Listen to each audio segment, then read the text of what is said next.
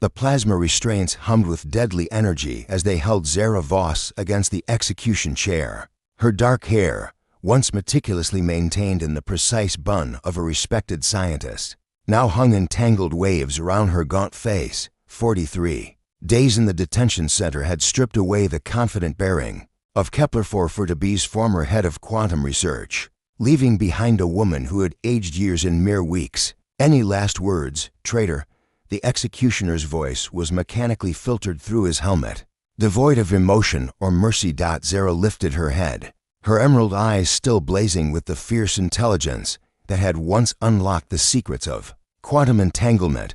I am innocent, she whispered, her voice cracking from dehydration, but carrying an unwavering conviction. The reactor failure was not sabotage. The quantum cascade was caused by a natural resonance frequency that I tried to warn them about.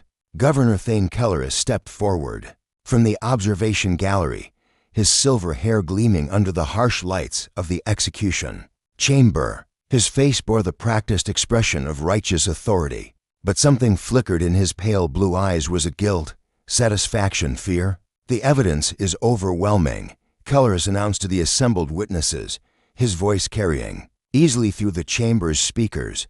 Dr. Voss deliberately destabilized the quantum reactor, causing the atmospheric processors to fail. 50,000 colonists died in the resulting environmental collapse. Justice demands justice. Zara's laugh was bitter, echoing off the sterile walls. You want to know about justice, Kelleris? Look at the quantum signature readings from Sector 7.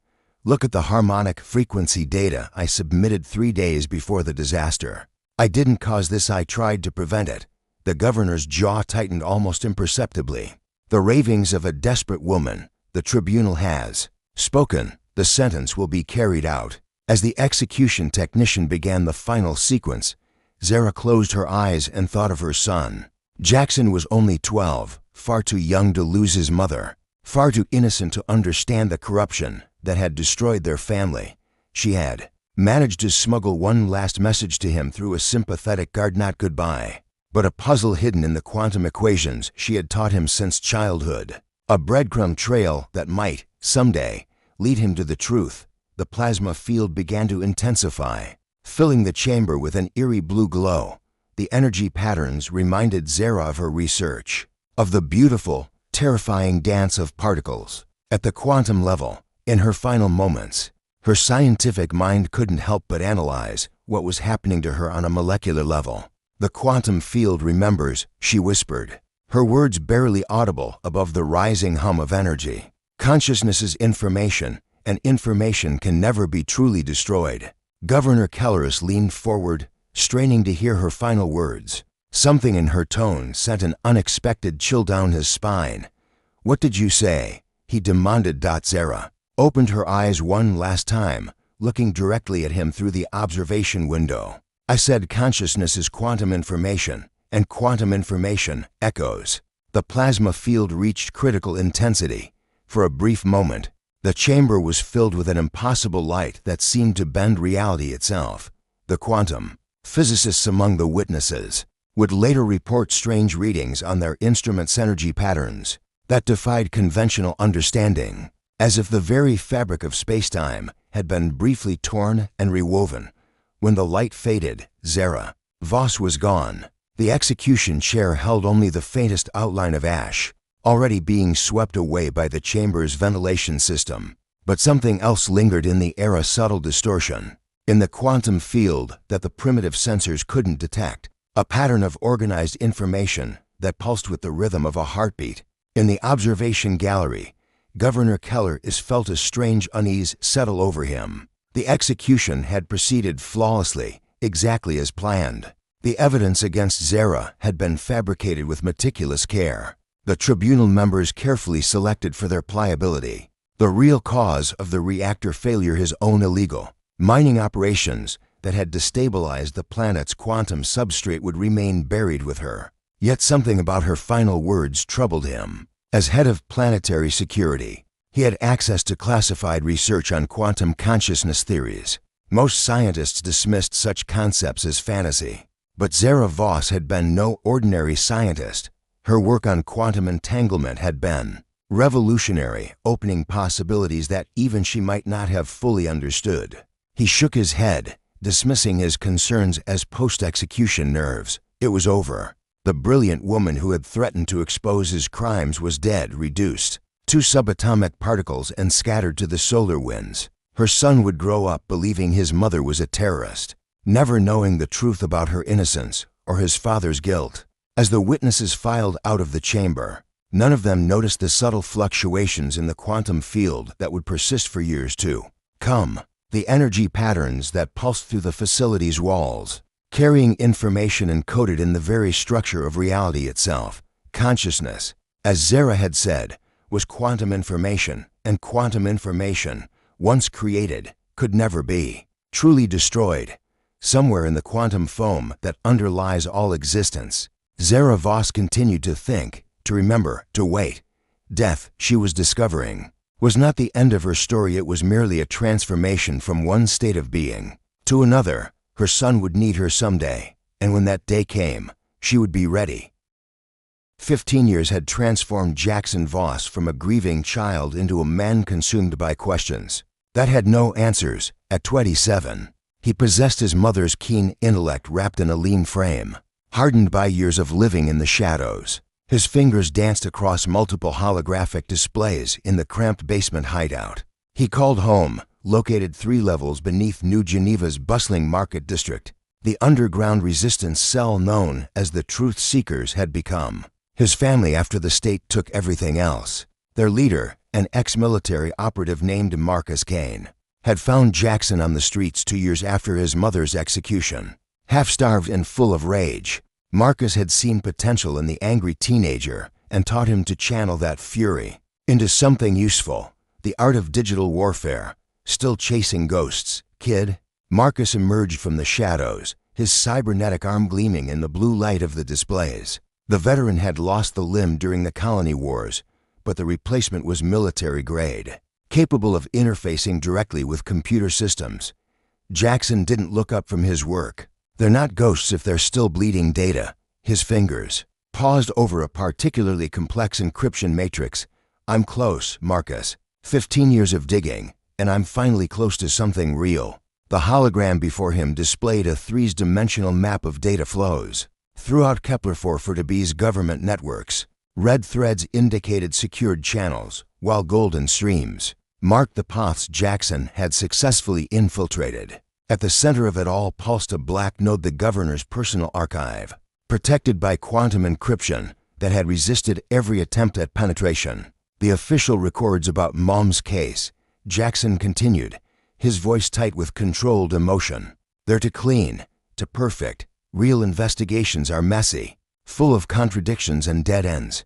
But these files, they read like a story someone wanted to tell, not like the truth someone was trying to find. Marcus moved closer, his experienced eyes scanning the data streams. What kind of discrepancies are we talking about?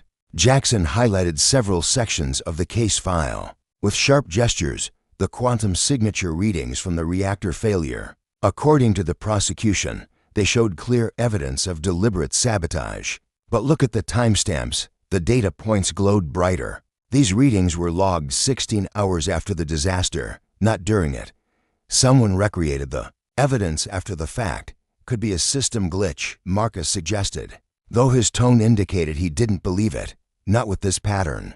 Jackson pulled up additional files, his excitement growing. The witness statements, the technical analysis, even the security footage. Everything that condemned my mother was either created or significantly modified in the 72 hours following her arrest. It's like someone took a real disaster and retrofitted it with a scapegoat. The implications hung heavy in the recycled air of the hideout. If Jackson was right, Zara Voss hadn't just been wrongly executed, she'd been deliberately framed by someone with access to the highest levels of government. Who would have the authority to orchestrate something like this? Marcus asked. That's what I intend to find out. Jackson's hands moved to a new interface, this one connected to his most dangerous creation, a quantum infiltration virus he'd spent 3 years perfecting. I'm going into Kelleris's personal archive tonight. Marcus grabbed his shoulder with his flush hand. Kid, that's suicide. The governor's security systems are military grade. One wrong move and you'll be vaporized before you can blink. Jackson shrugged off the grip, his green eyes so much like his mother's blazing with determination. Then I guess I better not make any wrong moves. Hours later, as Kepler-4b twin moons reached their zenith, Jackson initiated the most ambitious hack of his life. The quantum virus, invisible to conventional security, slipped through the digital barriers like a ghost passing through walls. It took 12 minutes of breathless waiting before the first data packets began to flow back to his system. What he found exceeded his darkest suspicions. The files that materialized on his screen painted a picture of corruption that reached to the very top of the colonial government. Governor Kelleris hadn't just covered up the real cause of the reactor disaster. He'd been directly responsible for it. Illegal mining operations in the planet's quantum substrate had destabilized the very foundations of reality in that region of space.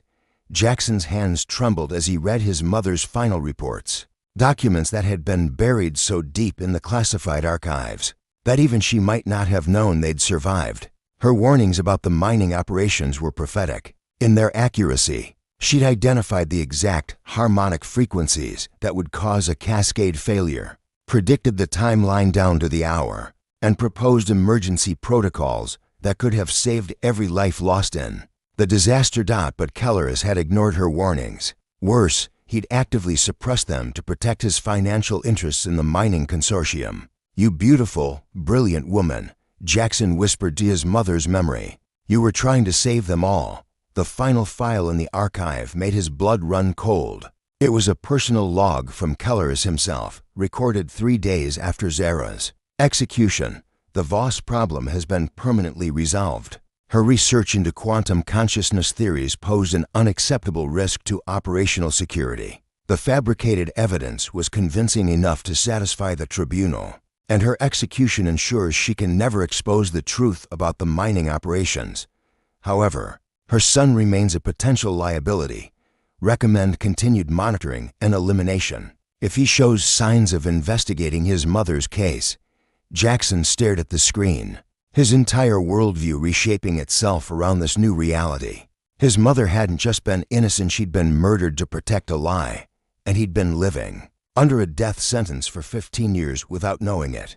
A soft chime from his security system made him look up. Someone was approaching the hideout. 3 figures in the scanner's display, moving with the practiced stealth of government operatives. "Marcus," Jackson shouted, already purging his systems and preparing to run. But the older man was already moving, his cybernetic arm interfacing with the hideout's defenses. "They found us," Marcus said grimly. "How long do you need?" Jackson's fingers flew over the controls, copying the most crucial files to a quantum storage device the size of his thumbnail. 30 seconds, you've got 20. Marcus sealed the blast doors and activated the hideout's emergency protocols. "There's a service tunnel behind the storage unit. Follow it to the old subway system." The sound of plasma cutters began to eat through the reinforced entrance. Jackson grabbed the storage device and his portable interface, his mind already racing toward his next move. The evidence against Kelleris was damning, but he needed more than just files. He needed someone with the authority and resources to act on this information. "What about you?" Jackson asked, pausing at the tunnel entrance. Marcus smiled, an expression both sad and proud. "Someone needs to buy you time. Besides, I've been looking for a good fight for years." The blast doors exploded inward just as Jackson disappeared into the tunnel. Behind him, he heard the distinctive whine of pulse weapons and Marcus's defiant war cry. His surrogate father was giving him the gift of time, purchased with blood and sacrifice. As he crawled through the darkness, Jackson's mind was already forming a plan. Governor Kelleris had powerful friends, but he also had enemies. And somewhere in the vast network of colonial politics, there had to be someone willing to listen to the truth about Zara Voss. He thought of his mother's final words, recorded in the execution chamber. "Consciousness is quantum information, and quantum information echoes." Perhaps she'd been trying to tell him something. Perhaps, in some way he didn't yet understand, she was still fighting alongside him. The tunnel emerged into the abandoned subway system. And Jackson began his journey toward an uncertain but determined future. The truth about his mother's innocence was finally within reach. Now he just had to live long enough to expose it. Nova Sterling had never questioned her privileged life aboard orbital station Prometheus until the night she intercepted a transmission that shattered everything she believed about her father. At 25, she was considered one of the finest pilots in the colonial fleet, her reflexes enhanced by military-grade neural implants and her engineering skills rivaling those of veterans twice her age. But as she floated in the zero-gravity maintenance bay of her custom fighter, Stardancer, reading the encrypted data packet her ship's AI had accidentally captured, her world tilted on its axis. Governor Kelleris to Mining Consortium Alpha, the transmission began in her father's unmistakable voice. Voss situation remains contained. No surviving witnesses to the substrate destabilization. Recommend accelerating extraction schedule before anyone else notices the quantum decay patterns. Nova's hands trembled as she manipulated the holographic display, her pilot's training allowing her to navigate the complex data streams with practiced ease. What she found buried in the encrypted files made her stomach lurch. Financial records showing massive payments to tribunal members, fabricated evidence against someone named Zara Voss, and most damning of all, technical reports proving that her father's illegal mining operations had caused the deaths of 50,000 people. AI, cross-reference Zara Voss with colonial execution records, she commanded, her voice barely steady. Dr. Zara Voss, quantum physicist, executed 15 years ago for allegedly sabotaging atmospheric processors. The ship's AI responded in its melodic synthetic voice. Survived by one son, Jackson Voss, currently listed as a person of interest by Colonial Security. Nova closed her eyes, trying to process the magnitude of her father's crimes. She'd grown up believing Thane Kelleris was a hero, a man who'd built prosperity from the ashes of the colony wars. The reality was far darker. He was a mass murderer who'd sacrificed an innocent woman. To protect his empire of lies, a proximity alert interrupted her thoughts. Incoming ship. Unscheduled approach vector, the AI announced. Configuration matches Truth Seeker resistance. Vessels. Nova's pulse quickened. The Truth Seekers were considered terrorists by the government. But if her father was capable of framing an innocent scientist, how much of what she'd been told about the resistance was true? Patch me through to the approaching vessel, she ordered. The transmission crackled with interference, before clearing to reveal a young man's face on her display. He was lean and sharp-featured, with dark hair and the most intense green eyes she'd ever seen. Even through the static, she could see the desperate determination etched into his expression. "This is Nova Sterling," she began, then hesitated. Her name would mark her as the enemy to any resistance fighter. I need to speak with someone about Zara Voss." The young man's eyes widened in shock. "What do you know about my mother?" The words hit Nova like a physical blow. This was Jackson Voss, the son of the woman her father had murdered. "Your mother was innocent," she said, the words tumbling out in a rush. "I have proof. My father, Governor Kelleris." He framed her. For a long moment, Jackson stared at her through the transmission, his expression cycling through disbelief, hope, and suspicion. "This could be a trap," he said finally. "It's not," Nova insisted. "Look, I know how this sounds. The governor's daughter, suddenly wanting to help the resistance. But I just discovered what my father really is, and I won't be part of this anymore." Jackson's ship drifted closer to the station, and Nova could see the battle damage scarring its hull. "They hit your base," she realized. "Marcus didn't make it out," Jackson said quietly, pain flickering across his features. "But he bought me time to escape with the evidence I'd gathered. Evidence that apparently you've confirmed from the other side." Nova made a decision that would change the course of her life. "Dock with the station. Bay 7 is private, away from the security sensors. We need to compare what we know." 20 minutes later, Nova found herself face to face with the man whose mother her father had killed. Jackson was taller than she'd expected, his presence filling the small docking bay with an intensity that made her acutely aware of every word, every gesture. He moved with the controlled grace of someone who'd learned to survive in hostile territory, his eyes constantly scanning for threats. "Why should I trust you?" he asked without preamble, though Nova noticed his gaze lingering on her face with something other than suspicion. "Because I'm risking everything by being here," she replied, surprised by the steadiness of her own voice. "Because I have access to files you could never reach, and you have proof of things I never suspected. And because," she paused, struggling to articulate the emotions churning inside her, "because I can't live with knowing my father murdered your mother and did nothing about it." Jackson studied her for a long moment, and Nova felt something electric pass between them, a connection that transcended their circumstances. "Show me what you have," he said finally. They worked through the night, their data streams interweaving like quantum particles in perfect entanglement. Nova's access to her father's personal files provided the financial connections and high-level communications that proved the conspiracy's scope. Jackson's painstaking research revealed the technical aspects of the frame-up and the true cause of the reactor disaster. "Your mother was brilliant," Nova said as they analyzed Zara's suppressed research reports. "These quantum consciousness theories, they're decades ahead of anything in the public domain. She used to say that consciousness was just information, arranged in a particular pattern," Jackson replied, his voice soft with memory, "that the quantum field could preserve those patterns even after death." He looked up at Nova, and she saw vulnerability beneath his carefully constructed defenses. "I used to think it was just her way of coping with mortality.